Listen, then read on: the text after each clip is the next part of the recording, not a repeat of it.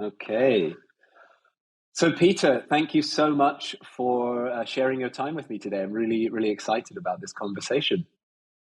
Thank you for inviting me. I'm Yeah, happy I to was. be here. Yeah, I was really. When I heard from you, I was so. It resonated with me because, like me, you have had a condition which is a chronic condition, which many people said there is no way to fix, no way to cure. You just have to live with it.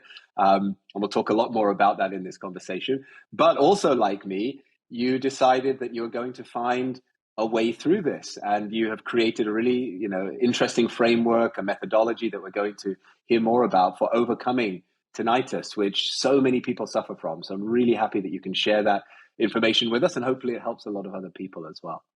Hope so as well. Yeah.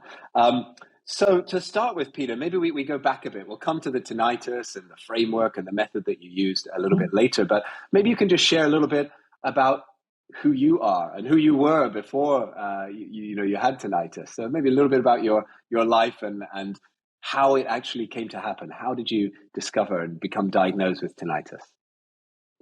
All right. So I'm Peter Studenik, tinnitus specialist, because I had tinnitus for 4 years. It was quite time ago.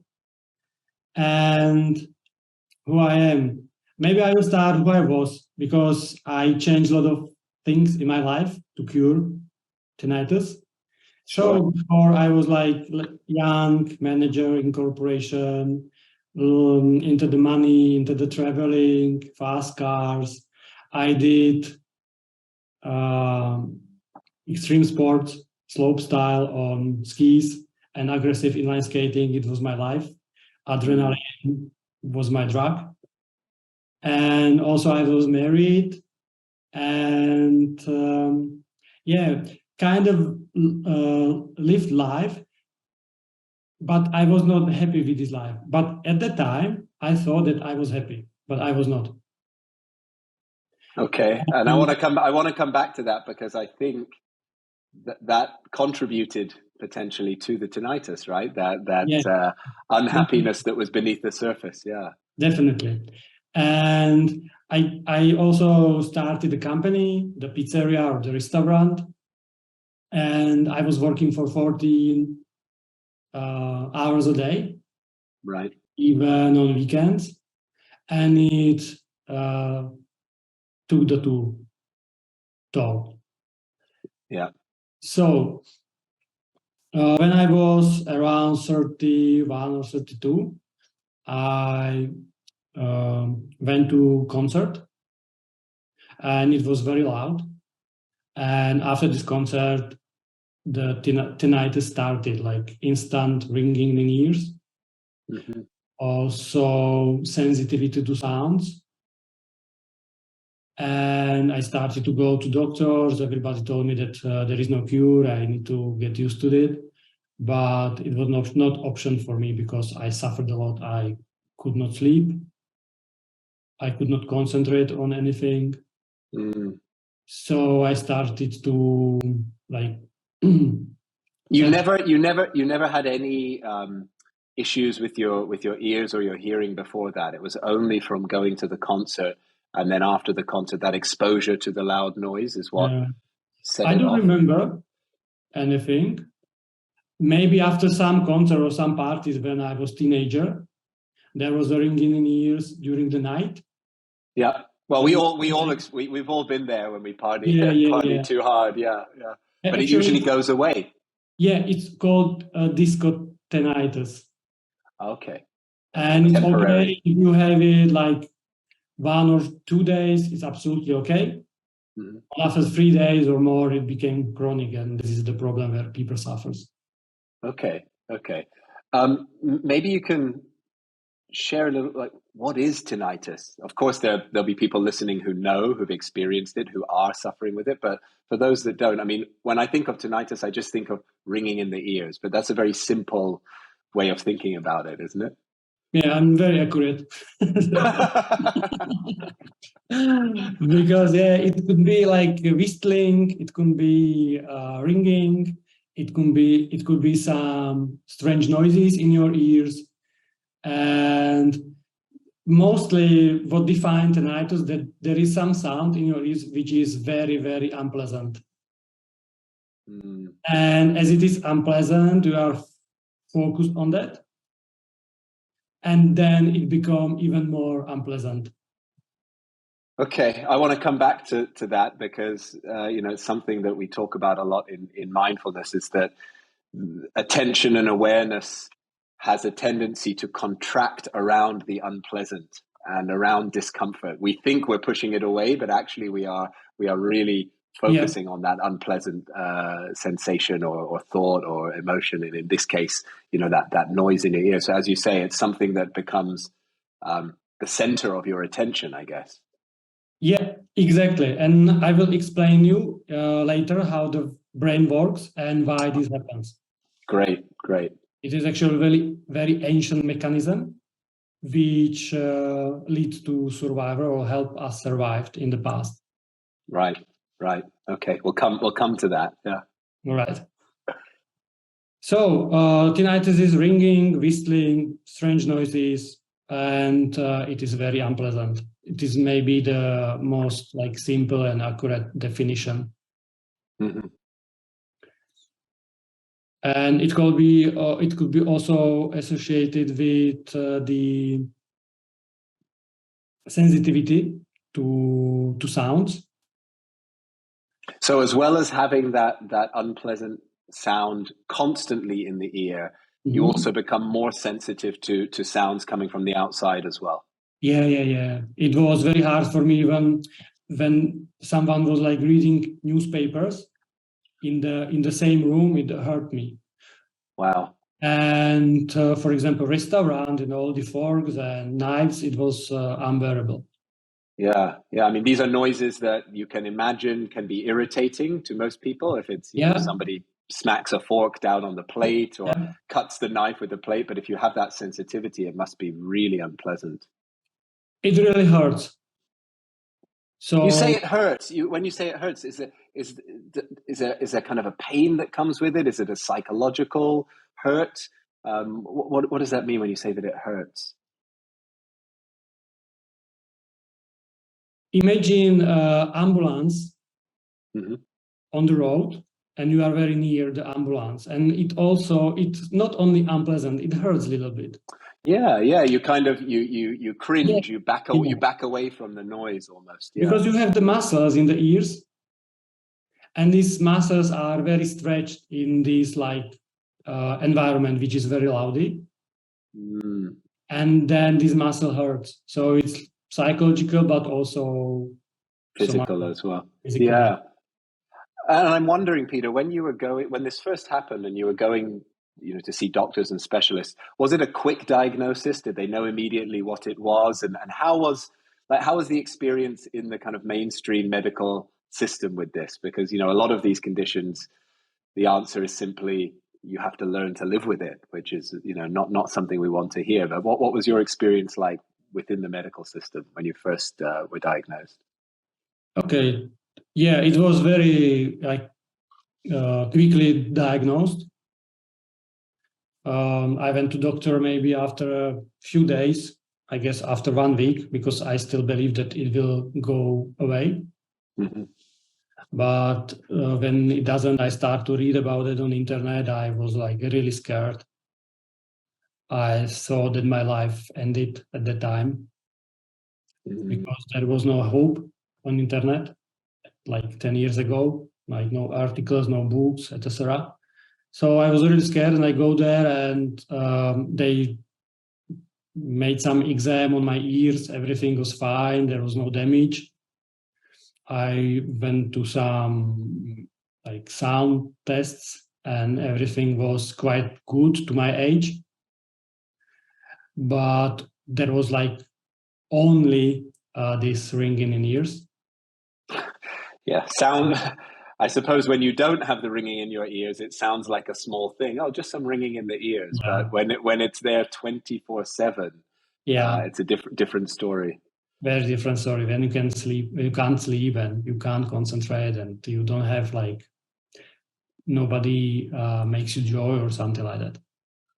I mean, how did it affect one of the questions I wanted to ask you was how, before you, and we'll come to, you know, the framework that you found very effective, but before you discovered that framework, before you did your research, before you started trying things, how was the tinnitus impacting your life? I mean, you mentioned sleep, not being able to find joy, you know, in life. I mean, maybe you can expand a little bit on what it was like to live with this condition.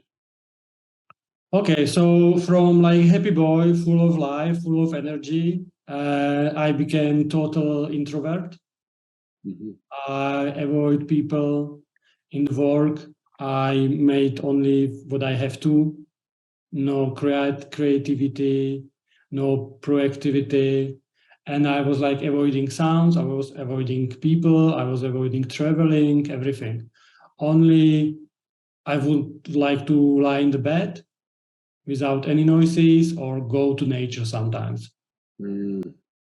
So, and it's a common story, isn't it? I mean, I think, of course, with the tinnitus, you have that sensitivity to sound, which is another dimension. But I think I've spoken and worked with many people suffering from chronic conditions, chronic pain, and it's a similar story. We retreat from life, yeah. and because I mean, I think part of it is energy levels. It requires so much energy to get through each day, and then because we're not sleeping well, that energy is not recharged and refreshed, and we're always kind of thinking about managing our energy. Oh, if I go and see this person, it's going to drain me. If I go out for this activity, I'm not going to have the energy to do something else I want to do later. Now, in your case, you had the added element of sound causing pain, both physical, somatic, and psychological pain for you. So I can't imagine what that was like. And this was for how many years? Four years that you were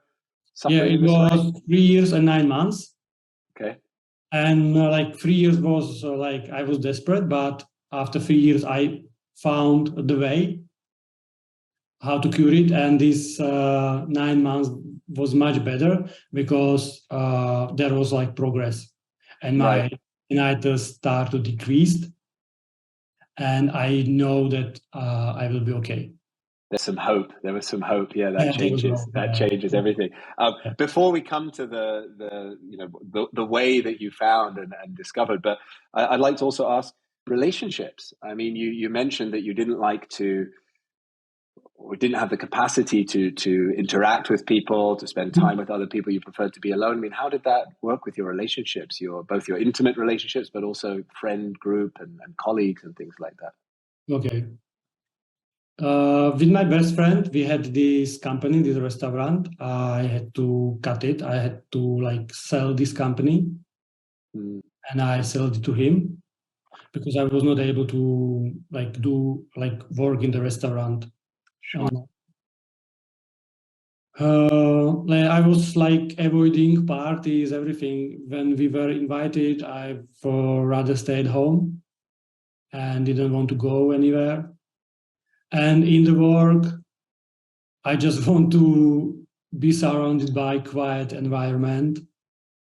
So I avoiding every like projects which were included like large group of people or included like traveling, etc. Because I was traveling quite a lot around the world, but with tinnitus, I would like to just stay at home and go to work, home, go to work, home, and nothing else.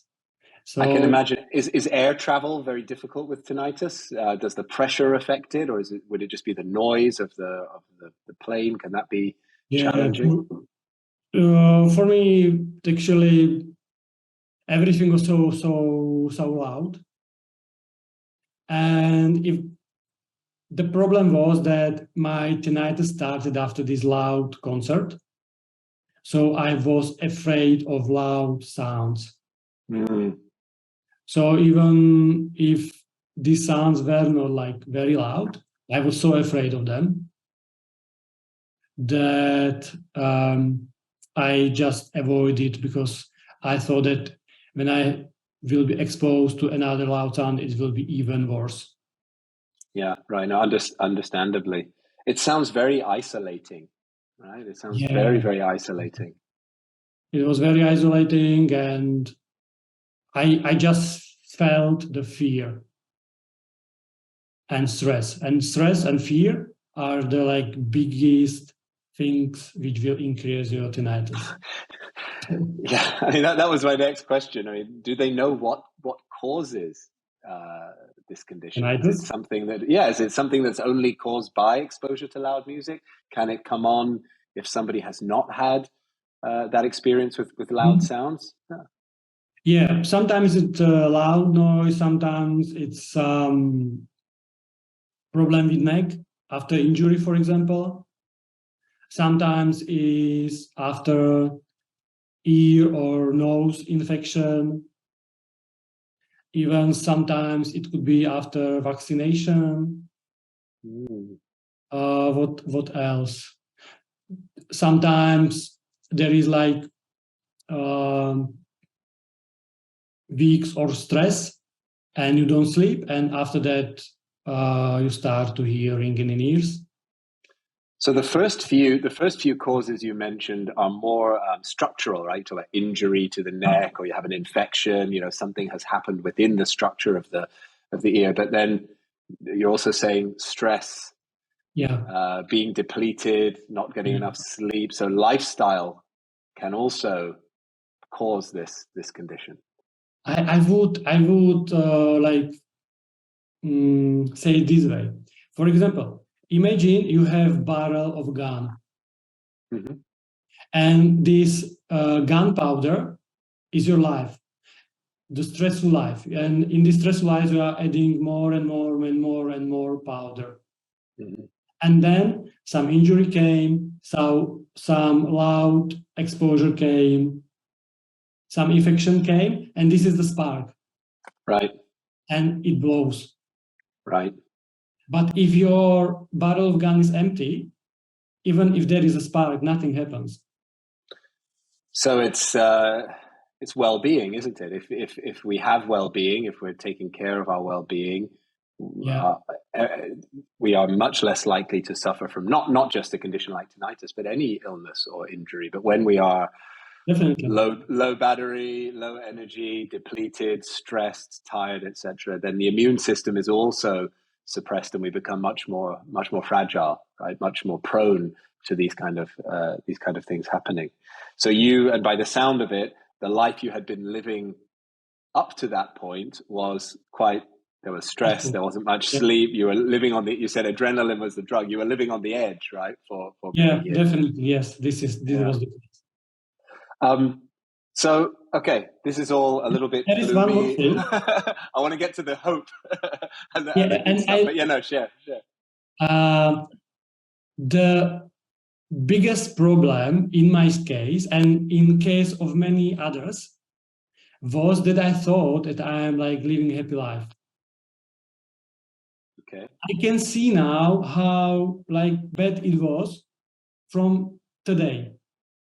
Because today I'm like living absolutely different life. But at the time, I thought that it is okay. So I was when something told me you are in stress, I said no, I'm happy, I'm fine, I'm okay. But there was a tinnitus. Yeah, well, they say that we all suffer, of course. I mean, suffering is a part of life, but they say the worst kind of suffering is when we're suffering and we don't know that we're suffering. Turning point, you say you had those 3 years of pain and suffering and just wishing for your old life back, wishing for things to be different. What was the turning point? How did that hope appear on the horizon for you? Right. In the work, I was like manager in French bank, and my like work effort or like work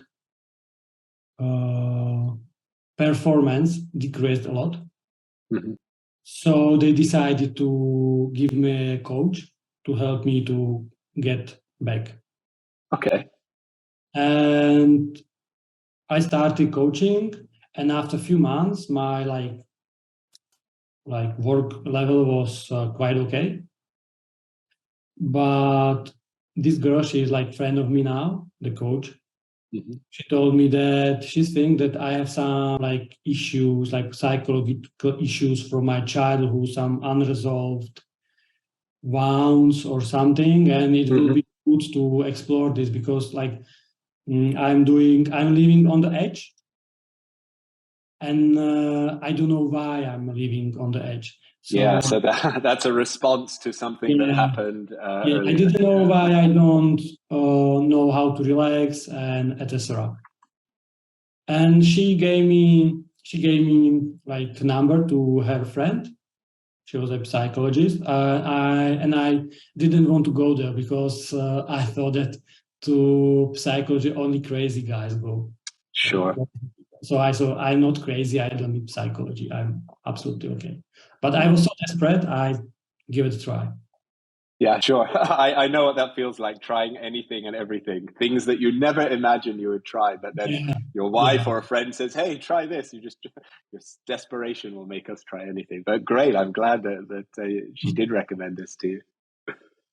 Yeah, and then I went there and we were talking about childhood, and she was asking me how I lived, and I said my childhood was perfectly okay, and she was like asking me strange questions.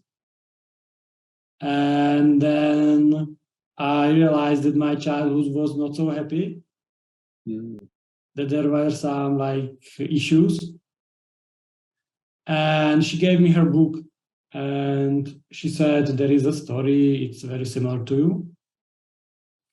And I wrote that book in the countryside when I was with my dog. And I read that story, which was like similar to mine. And I started to cry. And I didn't cry for 18 years before that. Wow. In 12, I didn't cry. Wow. I was like, in my opinion, only girls do cry. Yeah. So I was a man and I didn't cry. So I didn't cry for 18 years. And I started to cry, and I remember I cried for 4 hours in a row. Wow. 18 years worth of crying. Yeah. Incredible. Yeah. And when I ride home from this countryside, I still heard ringing in ears, but it didn't bother me. Interesting. So it hadn't changed in intensity or volume, but it was just the way you related to it was changing. It was same volume, it was same intensity, but it didn't bother me. And I knew that if something inside of me is such much suppressed as this like sadness, I cannot be happy. And I believe that when I like heal these wounds in me, it will lead to cure. So just that experience of reading the book, letting those emotions out. Yeah, for 4 hours crying. And then that knowledge that something had shifted now that those emotions were starting to come out. Something had shifted, I can relate. I mean, when I first discovered the power of meditation for pain relief, the pain didn't go away. The pain was still there, but the way I related to it, the way I looked at it, the way I felt it is what started to change. And it sounds like you were on a similar kind of journey then. What happened next? What happened next? I came home and there was like very big switch on what I trying to find on internet. Okay. I absolutely stopped reading like desperate stories. I stopped reading or listening to doctors which told you that there is no cure. And I was like trying to find success stories. I just tinnitus success stories, etc. And I found one, and I found some, and I read them, and some were from people, some like personal blogs. Yeah. And one was from Dr. Pavel Yastrebov from University of Yale. Okay. And he actually was a neurologist, not the ENT specialist. Mm-hmm. He looked at tinnitus from the neurologist point of view. Okay. And okay. I wrote this book, read his book, and I immediately knew inside of me that this is the way to cure it. So fascinating. Just going back to the shift that you said, a switch was flicked where you stopped looking at all the negative stories of people with this condition or doctors or this condition, and you shifted to look at the positive. Because what we were saying earlier, when our energy is low, our well-being is low, we're not in a good frame of mind, we are drawn to the negative. We fix on the negative, but then you had this emotional shift that caused you to start looking at the positive. I think it's really amazing how that happened. So you got some hope, and you realized that actually there's more to it than the structure of my ear. This is bigger than that. Because 99% of tinnitus sufferers are absolutely fine. There is no problem in ears or brain. They are 100% healthy. No structural issues. No structural damage, no structural problems, no objective reasons. Well, it's like Howard Schubner, who I know you saw that conversation I had with him. He talks about, all pain is brain generated, and only some of that pain, in fact, with chronic conditions, almost none of that pain is linked to something in the body. It's all happening up there in the brain. Yeah, and then Howard is I don't know how to say it, but I was so happy to watch your podcast and read his blogs, because this is exactly what is happened with tinnitus. Right. So you went on a similar journey, a similar treatment plan as the one that Dr. Schubner recommends for all kinds of chronic pain. Yeah. Well, it's weird. It's weird, but it's not that weird, because it's true, right? I mean, it's true. It works. So you see now a lot of different kind of schools of thought coming together and realizing the same thing. Realizing the same truth. Yeah, and if chronic pain and chronic tinnitus are very similar, very similar root cause, then the objective reason or structural reason is excluded. So the first thing of this healing, the first phase of this healing was excluding this. And I encourage everybody who had tinnitus or any condition, go to the specialist and have a proper check, ENT check, neurology check, that you are absolutely okay. And after that, only you can start what we will talking about. Right. Yeah. No, I think that's an important point to make, because of course there are some cases where it is linked to something structural, something in the body. Yeah. So no, I totally agree. So go and Western medicine is great for its diagnostic capabilities, its technology. So get those scans, do the checks. And only if there's no structural issues, then you know that you have another option, right, which you're going to share with us today. And also don't be worried, because majority of chronic tinnitus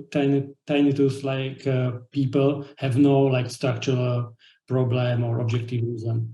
Okay, that's good to know. So in when it's acute cases, is it more often linked to structural issues? But for chronic cases, it's often no structural issue? Okay, so let me explain how tinnitus starts. Yeah, please. Because tinnitus starts always with this acute phase. After the concert, after the illness, after the injury, after the stress period. Mm-hmm.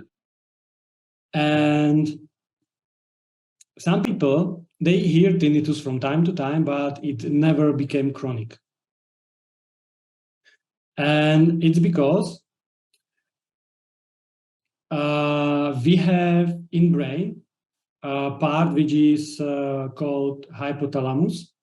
Mm-hmm. And it's a filter of environment. For example, now, when you hear me, you don't hear birds around you or other noises, because you are focused on me. Mm-hmm.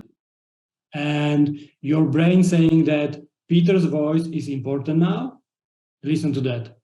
Yeah, bring it to the front of your attention. Yeah. But if there will be some strange noise around you, your brain will switch, and you will not longer listen to me, but you will listen to this strange noise because it could be dangerous. Yeah, that's a survival mechanism, threat detection mechanism. Yeah. Same when we will go to restaurant and someone say Peter, you will not notice. Mm-hmm. But when someone will say Karim, you immediately like look that direction, because Karim is very important sound for your brain, and it's always increased by your brain. So that's why Donald Trump loves listening to himself speak. Okay, so all right. So we've got hypothalamus, which is the filter for all of the stimulation that's coming in from the environment. Yeah. And it focuses, it prioritizes for us what is important, what is not. What is important, what is dangerous. Yeah. Mostly dangerous things, amplifies. Yeah. Well, it seems like everything we do, everything we think, all seems to come back to survival when you trace it back, doesn't it? Yeah, we have these mechanisms in ourselves. Yeah. So when tinnitus became important or dangerous, it's amplified. So example, you have tinnitus for a few days, you are quite okay. I was okay like first 2 days. I was scared a little bit, but nothing like, I was sleeping, for example. Okay. But when I started to read about tinnitus, I go to medical specialist, and then, oh my God, I was terrified. The fear. And my tinnitus like increased maybe 10 times. So as more fear came around the tinnitus, around what was happening, the intensity of the experience also increased. Yeah. Before, if the tinnitus is like dangerous sound for you, your like ancient mechanism in yourself will increase it. So can I ask you, Peter, quick side note, do you still have some of that sound if it's completely silent now, and if you were to tune in, would you still hear that sound? Is it there in the background, or has it actually gone for you? I don't hear any ringing anymore or whistling anymore. When I'm like, okay, when I will go to toilet and I will put like fingers in my ears, I can hear in the like something like very, very soft white noise. Is like something like waterfall 1 kilometer away from you, and it is a very pleasant sound. Yeah. I think I know. I think most of us have that when we, often when I'm meditating, there is that just this, and it's a nice kind of buzz. I know the sound. Ringing or whistling.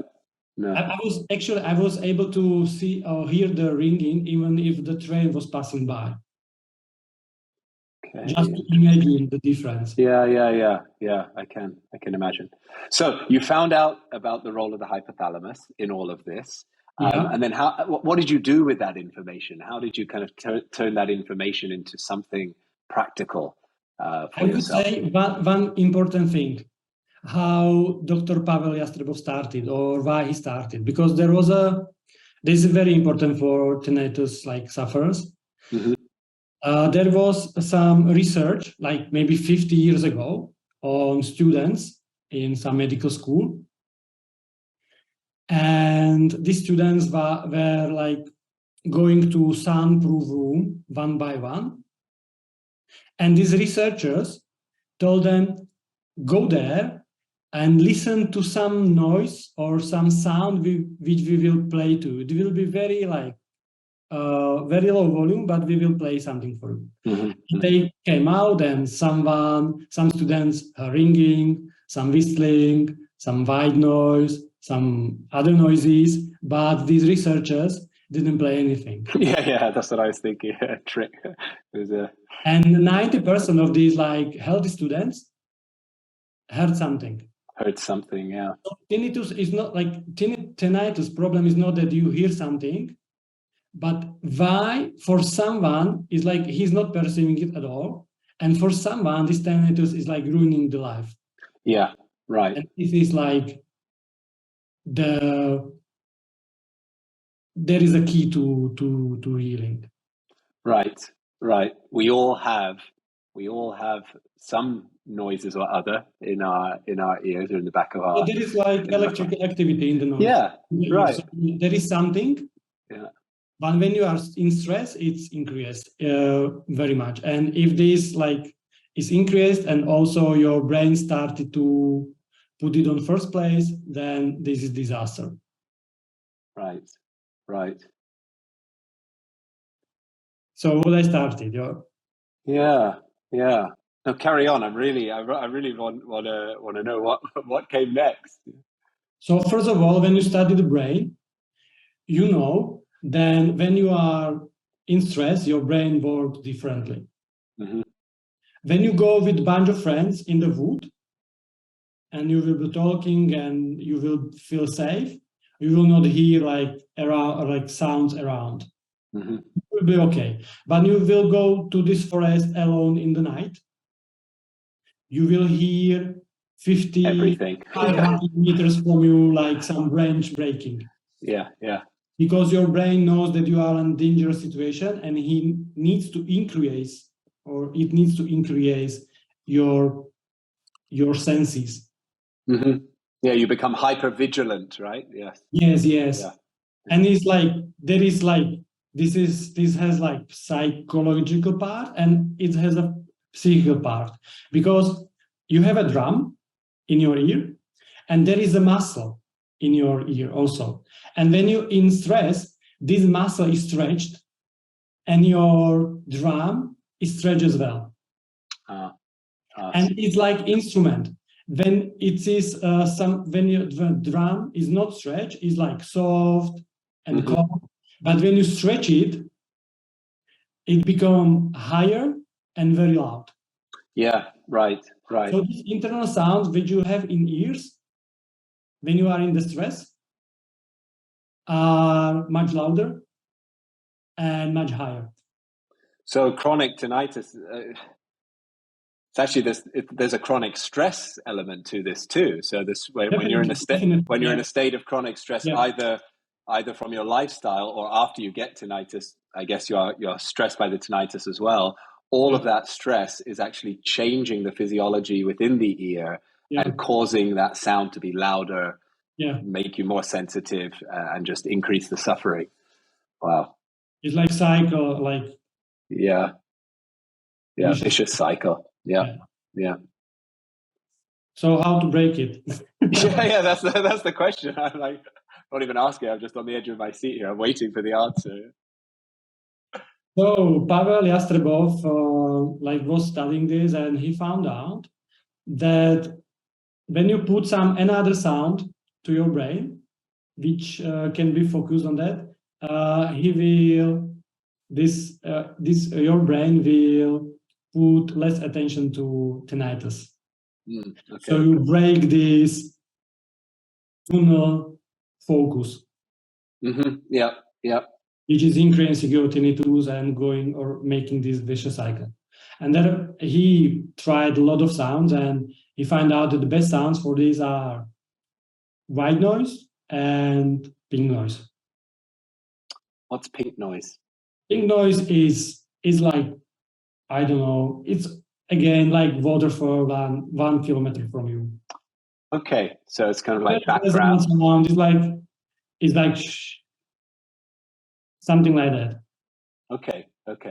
So it's in a similar category to the white noise, but just a different type of white noise. Yes, there is white noise and pink noise. White noise are actually all frequencies played on same volume. Okay. And pink noise is the frequencies which are higher are lower volume. So it's more pleasant for people which have problem with sound sensitivity. Oh, wow. Okay, I learned something new there. Pink noise. Thank you. It's very pleasant. Actually, when there are some pink noise and white noise like teddy bears. Okay. And when child don't sleep, you put this teddy bear to the like bed and start the pink noise or white noise, and it will calm nervous system down of the child and it will fall asleep. So would the sound of, for example, waves crashing, would that be pink noise? It will be similar to pink noise. It's not pink noise, but it will be similar. Okay, we'll do a separate podcast on pink noise. Let's carry on with this one. So it reminds me that when, they say if you've got a song stuck in your head, the best thing you can do is actually to sing another song in your head. Yes. Because that would be the only thing to shift the attention away from that once it contracts around that first song. So in a similar way, by bringing a new sound in, you break that kind of focus, you break that attention. Yeah. So I started to listen to this pink noise based on the recommendation of Pavel Yastrebov. And there is very important thing that it must not mask your tinnitus. So the volume of the pink or white noise must be much, much lower than your tinnitus. What's the reason for that? Because when you mask or this pink or white noise is like louder than your tinnitus, it is very pleasant because you don't hear tinnitus and you are okay. But in the long term, it will increase your tinnitus. Oh, wow. But when you like put it on lower volume, your brain starts to switch. Okay, there is a tinnitus, I'm worried, but there is another sound. I need to take care about this as well. And you are breaking this like connection to the tinnitus only, and then you'll be able to hear another noises as well of your like neighbors or relatives and dog and cooking, etc. And yeah, this is very important. Okay.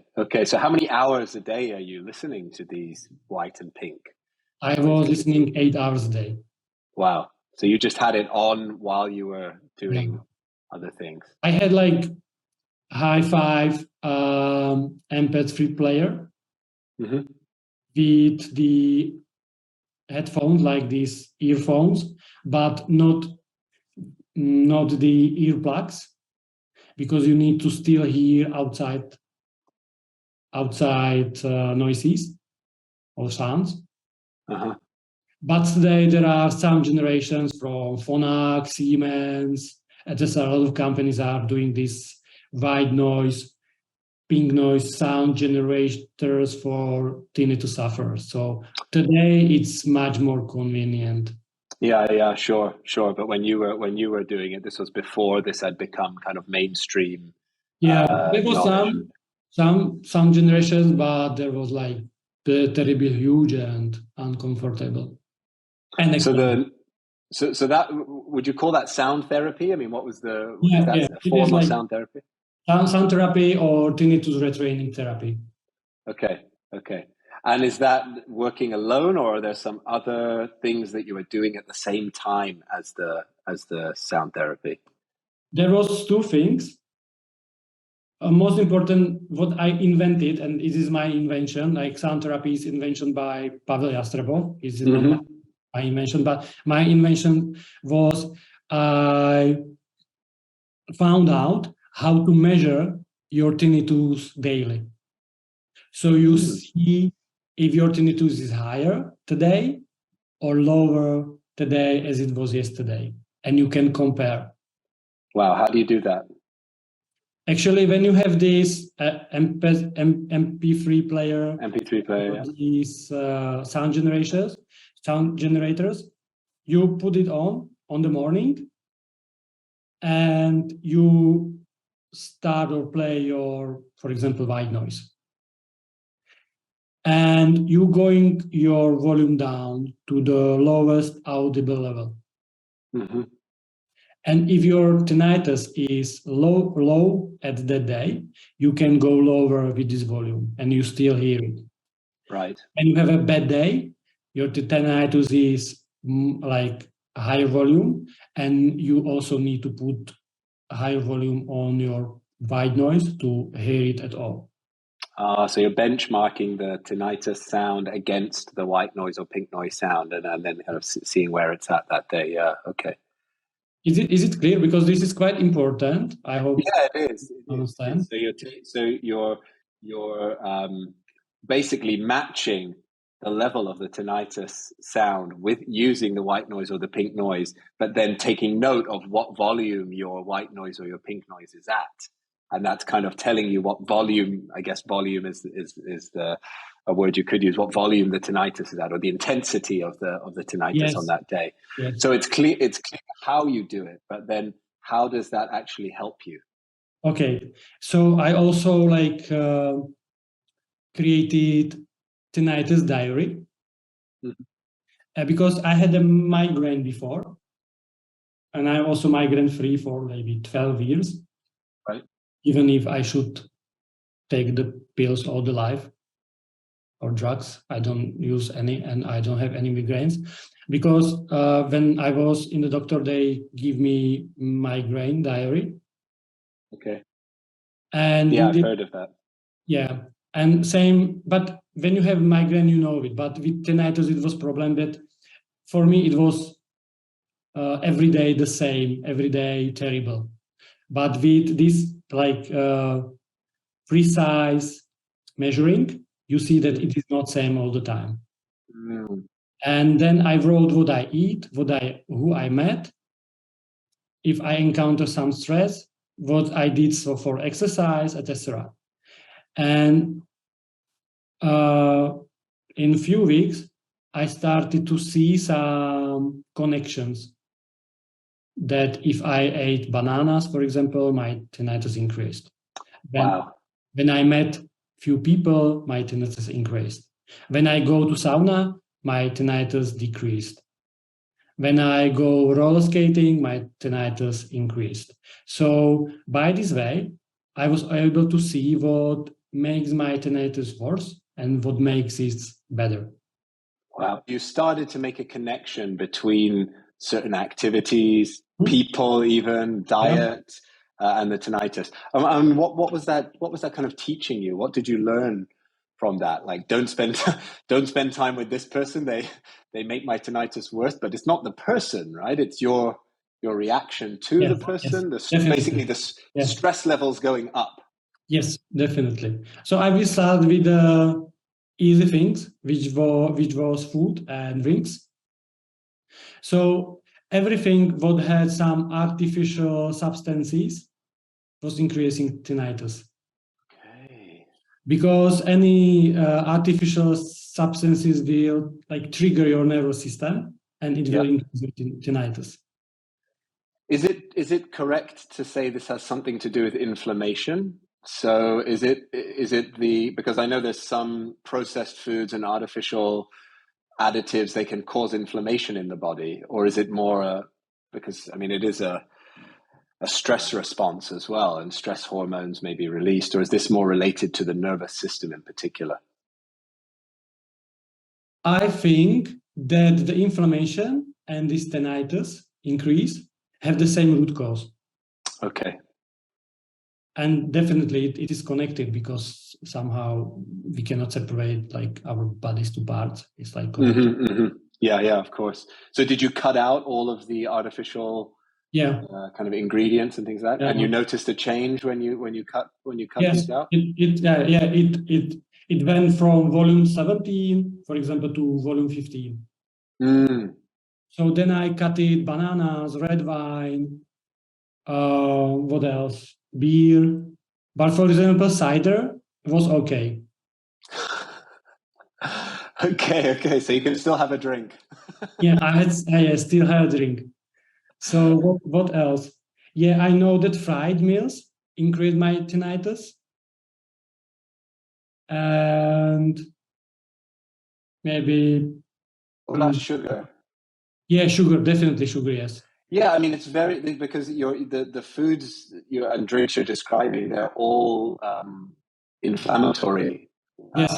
foods as well, right? So I think you're right about that root cause being the same because sugar, alcohol, processed foods. Um, these all cause inflammation in the body as well, and stress. Stress hormones are released. Wow. So did you completely revolutionize your diet then? You dropped all of those things, or you moderated at least all of those things? Yeah. In terms of diet, you made quite significant changes to the diet. Yeah. And I saw immediately I saw the results. It was like not increased to 0, but it was increased for 15 or 17 to 15, and then without sugar, without fried meals, etc. It goes to, for example, 13 or something like that. And So it was a progress. You're getting a lot of positive side effects, not only with the tinnitus, but these are all things which are just not good for our bodies anyway. So yeah, this is why I tell people that my back condition was also a blessing, because even when I was in pain and couldn't do a lot of things, I was healthier than I had been for many, many years, just because I was being careful about what I was putting into my body. I realized the importance of sleep and all those things. So in that way, illness has a lot to teach us about what is well-being, right? And how to look after ourselves, and not to take it for granted. Definitely. Yeah. In my case, the tinnitus was like great teacher. Yeah, right. Yeah, a wonderful teacher. It's not something you wish for anyone else, but I don't recommend this path to anyone else, but if you're already on it, then it can be a real place. Take a chance. Yeah. So the diary helped. So tracking helped. Keeping the diary, starting to make the connection between activities, food, drink, people, and the tinnitus. Okay, go on. What came next? For example, when I found out that some people are like increasing my tinnitus, I was like had a meeting with my boss, and next time my tinnitus was like higher. Mm-hmm. I spoke about that with psychologist, and we found out that I'm suppressing, for example, some anger. Yeah. And then I started to be more assertive. And I said to him, don't do this or don't do that because I don't like it. Mm-hmm. Finally, I quit the job. And I found better job with better people or people which I like more. It's incredible, isn't it? It woke you up to actually realizing you are in a toxic work environment. These people are not treating you in the way that you feel you should be treated. But what the psychologist said is so interesting. It's not actually the people, is it? It's how we react and respond to those people and their energy and their words, their actions as well. Yeah. And one more thing I would like to say, I also get divorced. Okay. Was it a result of the tinnitus? Yes. Wow. But my ex-wife, she's not like toxic person. Mm-hmm. We are just not compatible. Okay. So it was hard to break with her, but separated, we are much more happy, both of us. That's good. That's good to hear. So it's not, it did end well for both of you. And did you notice that period of separating, of going through a divorce? Did it increase the stress and the tinnitus, or was it something that you felt both of you felt was the right thing to do? So it had a positive kind of impact.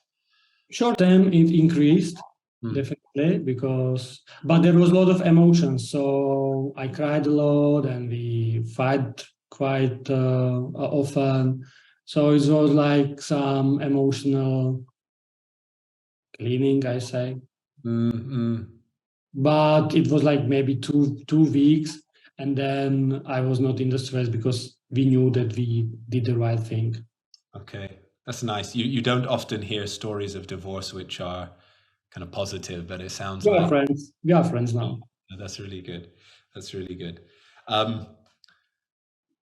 Go on with this. I want to hear more. So you started to make these changes, lifestyle changes. You saw the impact immediately. So you carried on making more, that's the thing. You make one of these changes, you see that it works, and then you realize, wow.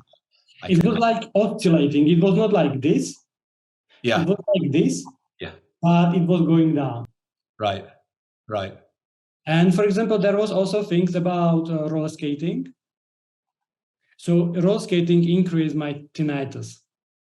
So I was roller skating, next day my tinnitus was almost every time increased. So I go to physiotherapist, and she told me, okay, show me how you move on your skates.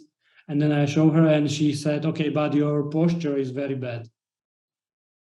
And we started to work on posture.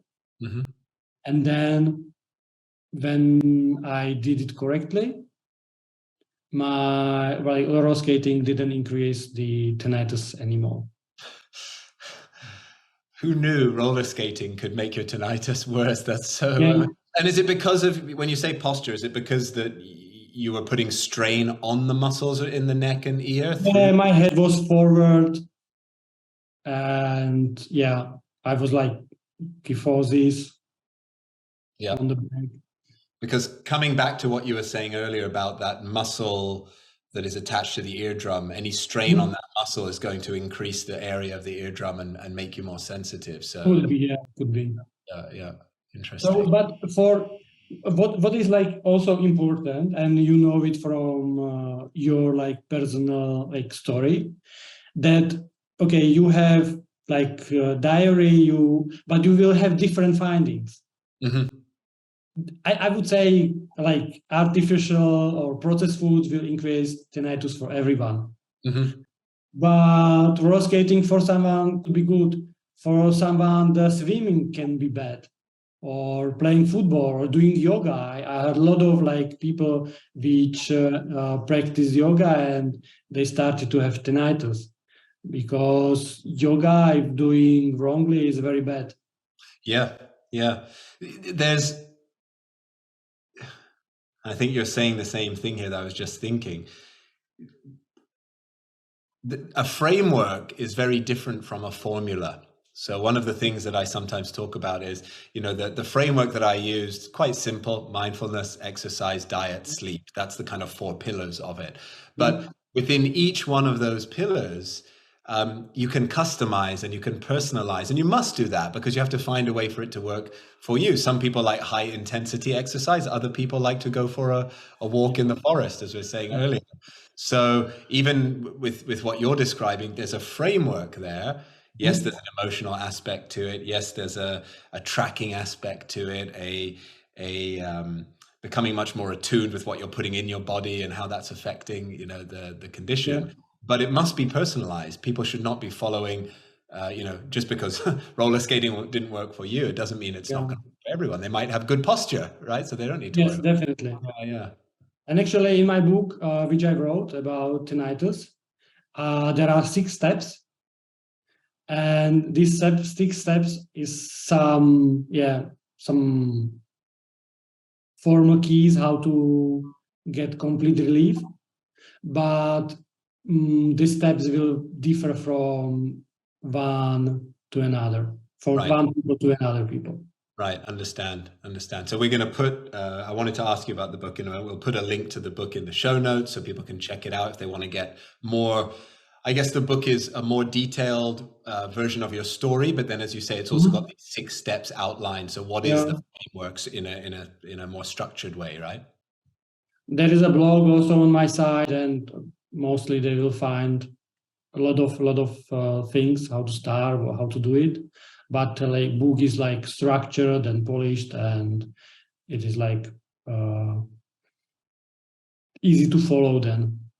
And why did you write the book? Why did you, sharing your experience is one thing, but you've gone much further than that. You wrote a book, you're putting content out there, you're trying to share this with as many people as possible. Why? What is it that's motivated you to do that? My biggest motivation is to avoid suffering others. Because I suffered so much. I know how bad it is. And when I discovered this like path to relief, I wanted to share with everyone so they don't need to suffer as I did. Right. No, I think we need more people we need more people in the world to do that, right? To share these stories of hope, because you do go online and it's very easy to get stuck in the negative and the fear and all the bad examples of the failure stories and stuff. So it's really nice to have success stories like this. And it's hope, but there is one element to that. To really see what is the root cause of the tinnitus. To stop looking in your ears if your ears are okay, because it's a like blind way. Yeah. But when you start looking from the like neurology point of view, you will start to like breaking the cycle. And when you measure it, you will see that it is increasing, and it will calm you down. And this calming down, it will decrease it even more. So that's the opposite of the vicious cycle. That's the virtuous cycle. From cycle, you will make a spiral. Yeah. No, that's great.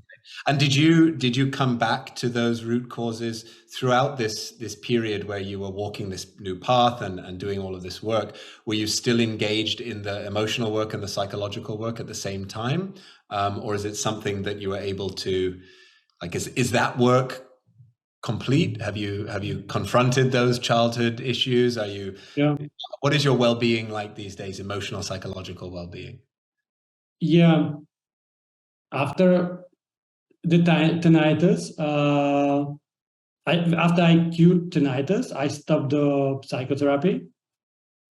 But then I found out that I sometimes I'm anxious, or I feel fear. So I started to go to psychotherapy again. And it was not like psychotherapy which I underwent before, but I found out somatic experiencing by Dr. Peter Levin. Yeah. And I started to go to somatic experiencing to like work on some traumas which were causing this anxiety, even if the tinnitus was like cured already. Because I knew that when I work on myself with tinnitus, my life well-being increased a lot. So when I feel not so good, I want to have a better life. So I started to go to psychotherapy, even if there was no physical condition, only psychical. Yeah, right. I mean, we don't, like you're saying earlier with the gunpowder, we don't want the gunpowder to build up. So we need to. Yeah, exactly.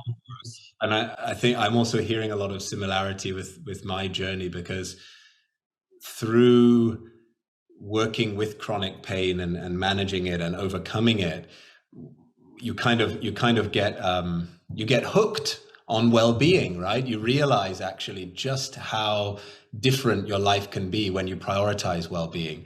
And it's not a selfish exercise, because then you realize that when you prioritize your well-being, you are able to show up for other people and to serve them and to support them so much better than when you are low energy and stressed, and the last thing you have capacity to do is and also for your kids, for your wife, for your friends, you are like, yeah, you're there, you're showing up, so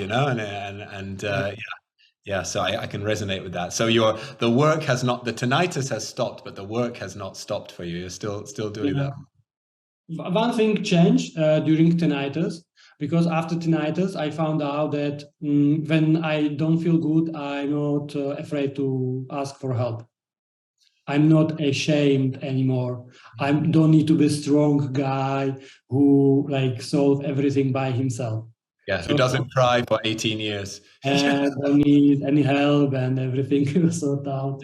I want to let you go soon, but I want to know what your friends and family think about this change, because it sounds like you're still Peter, but you're a very different person now. Worldview is different. How you think about well-being is different. Even what you consume, how you roller skate is different. What have your friends and family commented on these changes that you've gone through? Yes, definitely. First, family was not very happy, because I must say, in our family, the like crying man was something strange. Yeah, Sure. So they didn't like the change. And also I quit the manager like position or director position in the corporation. It was also strange for them. So it was hard. Yeah. With my friends, which I did the extreme sports, most of them I don't meet anymore because they are still in this adrenaline rush. Right. And we don't have the same Interests. interest anymore. Yeah, sure. So today I have like friends even from childhood, but we are now closer, and I have some new friends, and I change adrenaline for humor, for say, or for smiling, or something like that. So I like to smile, I like good company, I like humor, and I don't need to do some extreme things anymore. Yeah, that's brilliant. That's brilliant. It just sounds to me like the general level of awareness just went up so much, right? Mhm. Which comes from, and a lot of that comes from working with the body. I mean, we are so disconnected from our bodies most of the time. Then we get sick or we get injured, we get ill. And if we walk the path that you've walked and I've walked, we become so whole again. You know, we go from being this mind and body into this whole being. And it just, it really wakes you up. I mean, you're accessing all your senses again, and you're really experiencing life directly rather than just thinking about it. You know? And I feel my body today because I was so disconnected from body. Mm. I think that before I didn't feel it a lot. For example, today I exercise every day. I exercise with bars, and also I do animal flow. I Right. like it a lot. I like hiking a lot, and I eat healthy because I love this exercise so much. So I want to regenerate by one day.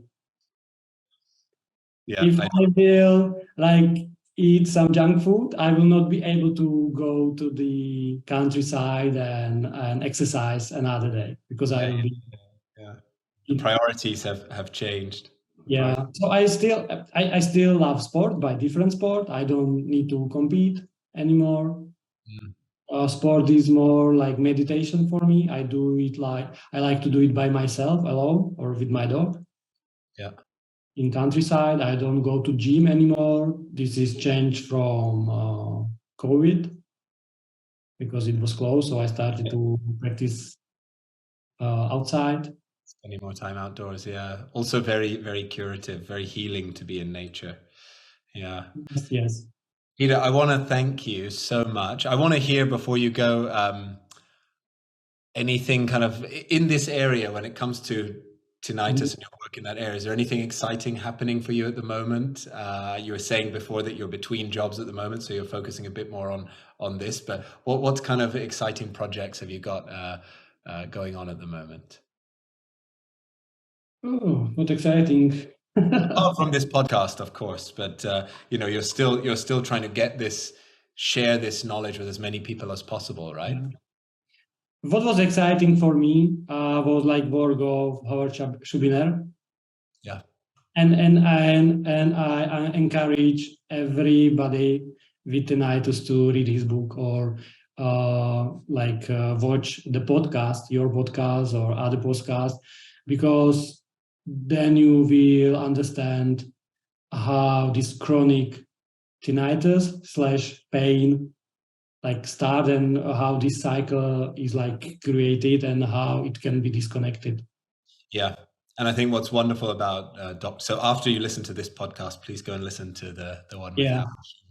Howard. But what's really wonderful about his work is that it is science-based, evidence-based, research-based, but then it is infused with compassion, with wisdom, with love, and I think that's something we need more of, right, in the medical system. So yes, we want the science and the data and the technology, but we also need the compassion and the awareness and the wisdom and the love too. So yeah, the emotional aspect of chronic pain, not just when we're suffering from it, but actually causing chronic pain, causing chronic conditions is very little understood still. So the more people who understand that, the better. Yeah. Thank you for bringing this up, because TLC is like very important in healing process. Yeah. So find someone who gives you like tender, loving care, some friend, some therapist, someone, because when you are with these people, your like stress level and fear level decrease. Yep. And then you will be able to see the things from other perspective. Because when you are in stress, you have this tunnel vision. Tunnel view. Yeah, tunnel vision. Tunnel view, yeah, and you are not able to see other possibilities. But when you are like in tender loving care, you will be able to see more possibilities. And in the wider view, I believe that there is a healing. Yeah, no, that's a lovely point to end on. And it sounds like your dog has also been giving you a lot of TLC. Yeah, definitely. Well, Peter, thank you so much. We'll put some links to the blog that you mentioned, your book, and things in the show notes. Just really appreciate it. I hope that many people with tinnitus can listen to this and get some hope and be inspired, and then go on a similar journey to the one that you went on. So thank you so much. Yeah, it is my wish. And thank you, Karim, for great questions and having me. Yeah, wonderful. Okay, thanks, Peter. We are in Prague. We will go to beer. Oh, for sure. Well, cider. You can only drink cider, right? Now I can eat the beer. I can eat everything and drink everything now. That's good, because not easy to be Czech and not drink beer. But I will not go to McDonald's. It's the only exception. Don't worry, I won't be there either. Okay. Okay, take care, Peter. Well, thank you and have a nice day.